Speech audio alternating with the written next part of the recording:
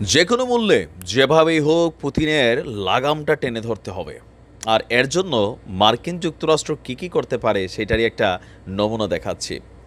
বিশ্বজুড়ে যেই সংগঠন বা যেই সংস্থাগুলো সামরিক হোক বেসামরিক হোক, আমেরিকা এতদিন যেই কাজটা করছে, নৃশংস ধরনের হত্যাকাণ্ড যারা ঘটাইছে, গুম খুন বা আরও রকমের যে বড় রকম ঘটনাগুলো আছে, এই সংগঠনগুলোর বিরুদ্ধে কিন্তু আসলে আমেরিকা স্যাংশন দিয়েছে।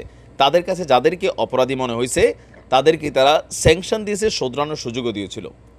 এখন নিজেদের প্রয়োজনে মানে যুদ্ধটা যদি আমরা দেখছি ইউক্রেন বা রাশিয়া, বিষয়টা কিন্তু রাশিয়া না, আজব বাহিনী নামক এই বাহিনীটা আপনাদের খেয়াল থাকার কথা। রাশিয়া কিন্তু এই আজব বাহিনীর একবার মুখোমুখি হইয়া বড় একটা বিপাকে পড়ছিল 2022 সালে, আজব স্টিল কারখানা যখন দখল করতে গিয়েছিল। দর্শক, রাশিয়াকে ঠেকাতে এবার ইউক্রেনের কট্টরপন্থী সশস্ত্র গোষ্ঠী আজব ব্যাটালিয়নের উপর থেকে নিষেধাজ্ঞা তুলে নেওয়ার ঘোষণা দিয়েছে যুক্তরাষ্ট্র। এখন কেন আগে নিষেধাজ্ঞা দিয়েছিল একটু দেখি।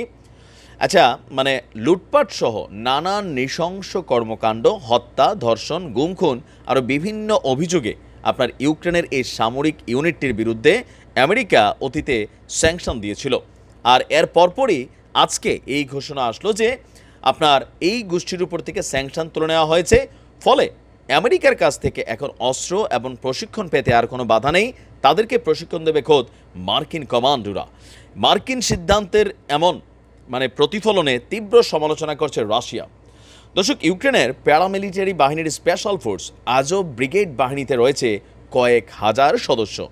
মূলত পদাতিক বাহিনী হলেও বিভিন্ন ধরনের যুদ্ধ কৌশলে পারদর্শী এই আজব ব্যাটালিয়নের সদস্যরা। আমরা অনেকটা, আমার কাছে মনে হচ্ছে যে পুতিনের যে ওয়াগনার গ্রুপ ছিল, প্রাইভেট যে গুলার গ্রুপ, অনেকটা ওই টাইপেরই, বাট ওইটার মতো এত স্পেশাল নয়, কিন্তু কাছাকাছি লেভেলেরই আপনার বলা হচ্ছে। ইউক্রেনের রুশ আগ্রাসনের বিরুদ্ধে গেরিলা হামলা চালিয়ে বড় সফলতা পেয়েছে আজব বাহিনী। তবে যতটুকু তারা হামলা করার সক্ষমতা ছিল, মেশিনারিজ না পাওয়ার কারণে, স্যাংশন থাকার কারণে এই আজব বাহিনী ততটা কিন্তু সফল হতে পারছিল না। আর যার কারণে নানান দেন দরবার করে এই যে গত মাত্র 2 দিন আগে যেরি আপনার ন্যাটোর যে রাষ্ট্রগুলো আছে তাদের বিভিন্ন মন্ত্রীদের সাথে যে বৈঠক করেছে, সেখান থেকেই আসলে এই ঘটনাটা টার্নিং পয়েন্ট, যে সেখানে তার যে আজব ব্যাটালিয়ন বা আজব ব্রিগেড আছে তাদের উপর থেকে স্যাংশন তুলে নেওয়ার জন্য পশ্চিমাদের মদত নিয়েছে এবং কি ফাইনালি মার্কিন যুক্তরাষ্ট্র এতে সম্মত হয়েছে।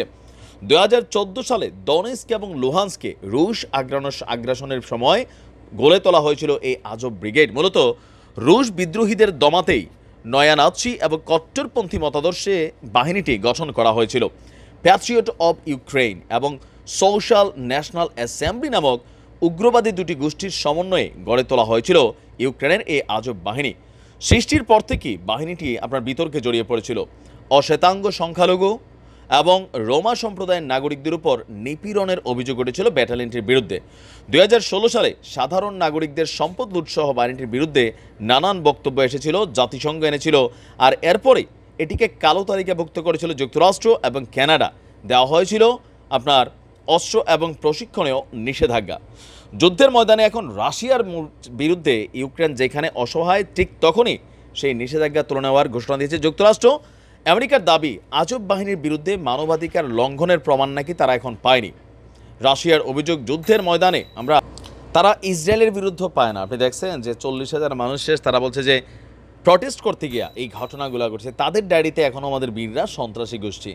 যুক্তরাষ্ট্রের নিষেধাজ্ঞা তুলে নেওয়ার সিদ্ধান্তে বেশ খুশি এই মুহূর্তে আজব ব্রিগেড। তাদের দাবি, মার্কিন অস্ত্র আর প্রশিক্ষণ পেলে পুতিন কাকুর লাগাম টেনে ধরতে তাদের এই বাহিনী বিশাল ভূমিকা রাখতে পারবে।